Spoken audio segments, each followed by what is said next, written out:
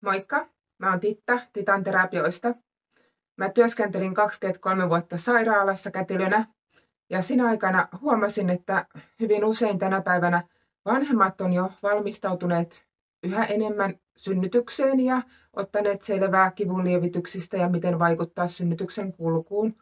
Mutta sen sijaan mitä tapahtuu sen jälkeen, kun vauva on syntynyt, niin se aika tuleekin monelle aika yllätyksenä, mitä kaikkea siihen vauva-arkeen kuuluu ja mitä kaikkea synnytyksen jälkeen tehdään. Sen takia mä halusin koostaa sulle tämmöisen pienen tietoiskun vauvan ensipäivistä. Vauvan syntymän jälkeen kaikki on hyvin uutta, niin vanhemmille kuin vauvallekin. Eli se vaatii semmoista sopeutumista kohdun ulkoisen elämään. Ja on tosi tärkeää, että niinä päivinä keskitytään siihen perheenä olemiseen, lepäämiseen, ohjausten saamiseen ja myös siihen, että miten sitä arkea lähdetään pyörittämään sitten eteenpäin. Jos vaan vauvan vointi sallii, niin heti syntymän jälkeen olisi tosi tärkeää päästä ihokontaktiin. Oli se synnytystapa sitten alatie tai sektio. Ihokontaktistahan on lukuisia tutkimuksia, miten se tukee vauvan sopeutumista kohdun ulkoiseen elämään. Elintoiminnot pysyy vakaampana, vauva on lämpisempi, vauva lähtee paremmin hakeutumaan rinnalle, vauvan hengitys tasaantuu. Ja lisäksi myös äidille sillä on lukuisia etuja, muun muassa se, että keho alkaa palautumaan synnytyksestä, istukka irtoaa, verenvuoto vähenee ja myös se, että vauvan ja äidin tämmöinen vuorovaikutus lähtee helpommin käyntiin. Ja jos jostain syystä vauva ei pääse äidin ihokontaktiin, esimerkiksi äidin voinnin takia, niin ihokontaktin voi toteuttaa myös toisen vanhemman toimesta. Vauva on tärkeää, että hän pääsisi myös ensi-imetykseen mahdollisimman pian, eli ihan siellä synnytyssalissa tai sektiosalissa, jos vaan mahdollista. Ja mitä varhaimmin vauva on päässyt siihen ensi-imetykseen, niin hän myös lähtee imeä paremmin ja myös äidin maidon tuotanto lähtee nopeammin käyntiin. Ja myös se, että vauva tulee rinnalle, niin edelleen edesauttaa istukan syntymistä, vähentää verenvuotoa, koska nämä samat hormonit, mitkä liittyy tähän kohdun supisteluun, niin lisääntyy imetyksen myötä. Ja jos jostain syystä vauva ei pääse siihen rinnalle heti syntymän jälkeen, esimerkiksi vauva joutuu johonkin alkuvirvoitteluun, niin silloin olisi tosi tärkeää, että äiti kuitenkin stimuloisi rintoja sen parin tunnin sisällä. Ihan voi pyytää vaikka teelusikan ja teelusikkaa sitten lypsää tai millin ruiskuun ja vetää niitä maitopisaroita talteen sille vauvalle. Niin näin saadaan se äidin keho käynnistymään ja sitten ne ensipisarat vietyä vauvalle. Vauva tarvii tiheästi maitoa ja vähintään 8 kertaa vuorokaudessa vauvan tulisikin syödä. Ylärajaa ei ole, että vauva voi helposti syödä vaikka 15 kertaa päivässä ilman, että kyse olisi siitä, että maitoa ei tule riittävästi. Vauvan nälkäviestit on hyvin usein sitä, että vauva kääntelee päätä puolella toiselle, lipoo huulia, maiskuttaa, laittaa sormia suuhun.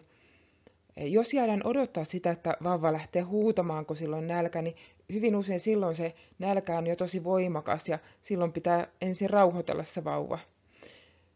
Helpommin näitä nälkäviestejä tulee tarkasteltua, kun vauva on siinä sun vierellä. Ja tietenkin ihokontaktissa aina helpoin, kun näkee, että vauvalla lähtee tulemaan näitä viestejä, niin siitä on kätevä laittaa rinnalle. Ja vauvahan ei ymmärrä seinäkellosta yhtään mitään, eli turha ajatella, että ei vauvalla voi olla nälkä. Todellakin vauvalla voi olla nälkä puolen tunnin kuluttua edellisestä syötöstä tai aikaisemminkin. Eli älä mieti sitä, että kello sanoo jotakin, vaan reagoi vauvan viesteihin. Ja myös mitä enemmän rinnat saa stimulaatiota, niin sitä nopeammin se maito lähtee kunnolla nousemaan. Ja jos vauva on korvikeruokittu tai että äiti päättää, että ei imetä, niin on tosi tärkeää, että saatte sitten jo siellä sairaalassa ohjausta maitohygieniaan, miten maitoa käsitellään, miten sitä lämmitetään ja mikä on se maitomäärä, mitä teidän kokoisen vauvan tulisi syödä ja kuinka usein. Ja jokainen on tietenkin yksilöllistä, että kannattaa muistaa se, että jos vauvalla on vaikka sokeriseuranta, niin ohjeet voi olla eri kuin sitten semmoisella, joka on täysin perusterve ilman mitään erityisseurantaa oleva lapsi. Eli varmistaa aina se teidän vauvan ruokailuohjeistus. Mitä kaikkea vauvalta sitten mitataan tai tutkitaan siellä osastolla ollessa? Niin hyvin tyypillisesti tuossa parin tunnin kuluttua syntymästä, niin vauvalta otetaan painoa ja pituutta ja pään ympärystä ja katsotaan, että vauva on lämmin ja katsotaan, että iho näyttää normaalilta ja sormet ja varpaat löytyy.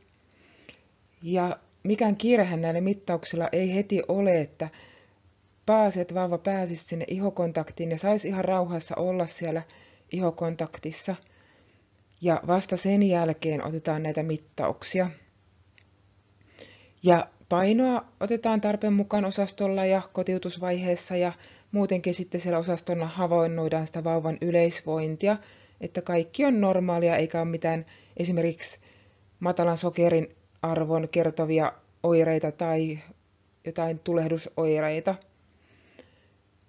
Rutiinisti katsotaan, että vauva eritys lähtee käyntiin, eli pissaa tulee ensimmäisenä päivänä vähintään kerran ja toisena päivänä 2 kertaa ja yli 5 päivän vanhana vauvan tulisi pissata jo yli 5 kertaa vuorokaudessa ja sitten ne alkaa jo ne pissavaipatkin olla semmoisia kunnon pissavaippoja.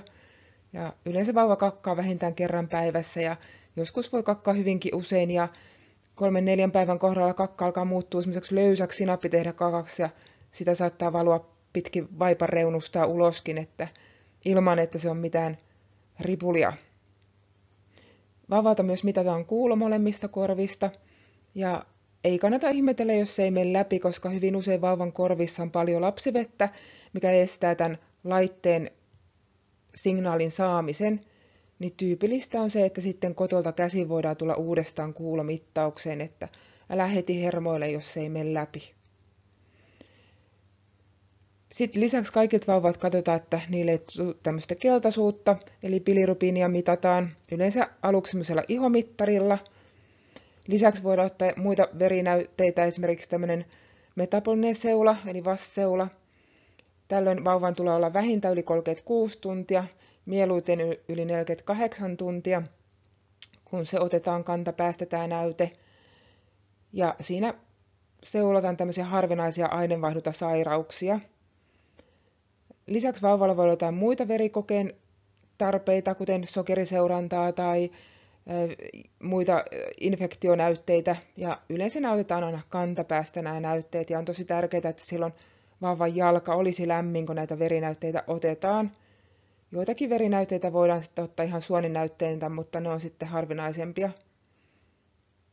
Ja varmistaa aina sun vauvan voinnin seuranta sieltä hoitavasta yksiköstä, koska hyvin usein nämä ohjeet voi vaihdella ihan sairaanhoitopiireittäinkin tai sitten ihan yksilöllisesti jokaisen vauvan kohdalla voi olla ihan eri raja-arvot tai toivotut tulokset riippuen siitä taustatekijöistä. Eli ei kannata verrata sitä, että mitä naapurin vauvalle tehdään, vaan jokaisella on erilaiset raja-arvot ja tavoitteet. Vauvalla voi olla jotain erityistarpeita erityisseurantaan. Tyypillisiä tämmöisiä on sokeriseuranta tai keltaisuuden seuranta. Ja lisäksi tietenkin voi olla jotain, mitkä liittyy vanhempien taustatekijöihin tai mahdollisiin sairauksiin. Sokeriseuranta aloitetaan yleensä silloin, jos vaikka äidillä on diabetes tai raskausdiabetes tai vauvan pieni tai isokokoisempi, tai jos se on pieni tai isokokoisempi suhteessa raskausviikkoihin. Ja myös äidin lääkitys voi olla sellainen tekijä, mikä vaikuttaa vauvan sokeriseurantaan. Esimerkiksi beta-salpajalääkitykset tai SSRI-lääkitykset. Ja esimerkiksi jos äidillä on tämmöinen mielialalääkitys tai jotkut ihan migreenilääkkeet saattaa aiheuttaa sen, että vauvalla tulee sokeriseuranta. Ja yleensä silloin se on 2 vuorokautta, mutta joissain tapauksissa esimerkiksi raskausdiabeteksessä, jos se on hyvässä tasapainossa, niin se on 1 vuorokautta. Mutta varmista taas tämäkin käytäntö sun hoitavasta yksiköstä. koska se voi vaihdella sairaanhoitopiirien sisällä. Vauvat hyvin usein kellastuu syntymän jälkeen, ja se osittain on myös normaalia kellastumista, mutta jos se menee tiettyjen raja-arvojen yli, niin sitten hoidetaan tämmöisellä sinivalolampulla. Ja tämä sinivalolampu on sellainen, että vauva on silloin vaippasillaan ja vauvan joko yläpuolella tai alapuolella on tämmöinen sinivalo, mikä sitten auttaa maksaa pilkkomaan niitä vanhoja punasoluja. Tämä bilirubini poistuu myös ulosteen mukana ja sen takia hyvin usein keltaisilla lapsilla kehotetaan syöttämään tiheästi ja huolehditaan hyvästä ravitsemuksesta. Ja myös sen takia, että hyvin usein kellastuneet lapset saattaa olla väsähtäneitä ja eivät jaksa syödä, niin sen takia se ravitsemuksen seuranta on silloin tarpeen. Mutta on hyvä muistaa, että vaikka vauva olisi sinivalohoidossa, niin se ei ole este, etteikö saisi imettää.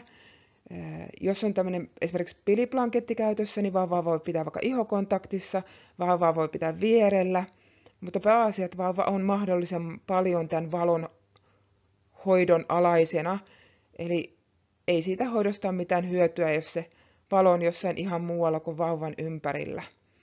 Mutta se ei ole este imetykselle. Ja milloin sitten kotiutumisesta puhutaan? Se vaihtelee hyvin yksilöllisesti, riippuu tietenkin äidin ja vauvan voinnista. Jotkut voi kotiutua jo polikliinisesti eli 6 tunnin kuluttua syntymästä, mutta se vaatii sen, että vauva on syntynyt täysiaikaisena ja äidin ja vauvan vointi on hyvä ja ei ole mitään erityisseurantaa. Ja kotiutuessa sitten tehdään tämmöinen lastenlääkärin tarkastus, missä katsotaan, että on vauvan kaikki yleisvointi, hengitys ja sydämen toiminta ja muut asiat kunnossa ja myös tarkistetaan äidin vointi. Ja silloin määritellään sitten näiden tekijöiden perusteella se, että milloin se ensimmäinen kotiutumisen jälkeinen käynti on. Tarvittaessa se voi olla sairaalaan tai tämmöisen kotikätilökäyntin avulla tai sitten neuvolan toimesta. On tärkeää, että sä soitat neuvolaan heti vauvan syntymän jälkeen, että sovit sinne sitä ensimmäistä käyntiä, niin sitten myös se kotiuttava yksikkö saa tiedon, että kuinka nopeasti neuvola-aika onkaan varattuna. Ja tarvittaessa myös voi olla jotain kotolta tulevia käyntejä, kuten vauvan mahdollinen tuberkuloosirokote tai uusi kuulokontrolli tai keltaisuuden seuranta tai joku muu tämmöinen, mikä vaatii sitten uutta käyntiä sairaalaan. Mutta ne määritellään aina yksilöllisesti siinä kotiutumisvaiheessa.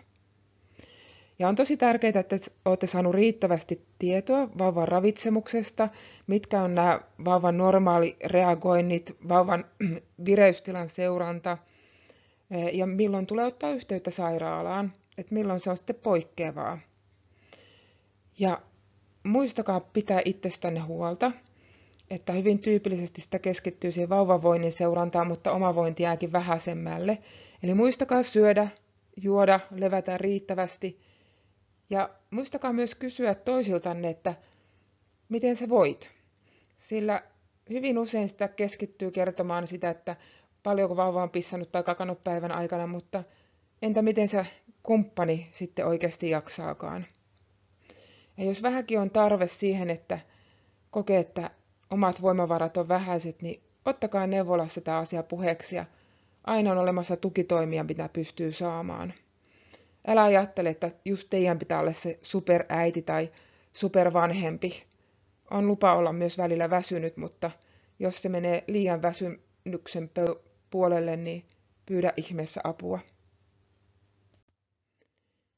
Älä jää koskaan yksin, sillä apua voi saada synnytyssairaalasta, neuvolasta tai sitten myös yksityisiltä toimijoilta, kuten Titan Terapiat Vihdissä. Ja mä toimin täällä Vihdissä, mutta myös teen kotikäyntejä ihan lähikuntiin, mutta myös pidemmälle esimerkiksi Helsinkiin tai Kirkkonummelle tai Somerolle aina tarpeen vaatiessa. Tai oot myös tervetullut tänne Vihdin vastaanotolle. Ja mä hoidan kaikenikäisiä ihan vauvasta iäkkäämpään ihmiseen erilaisilla hoitomuodoilla, mutta annan myös apua imetykseen, vauva-arkeen, vauvan käsittelyyn, keskustelun synnytyksestä. Eli apua on saatavalla, mutta pyydä sitä rohkeasti. Oikein ihanaa vauva-arkea sulle.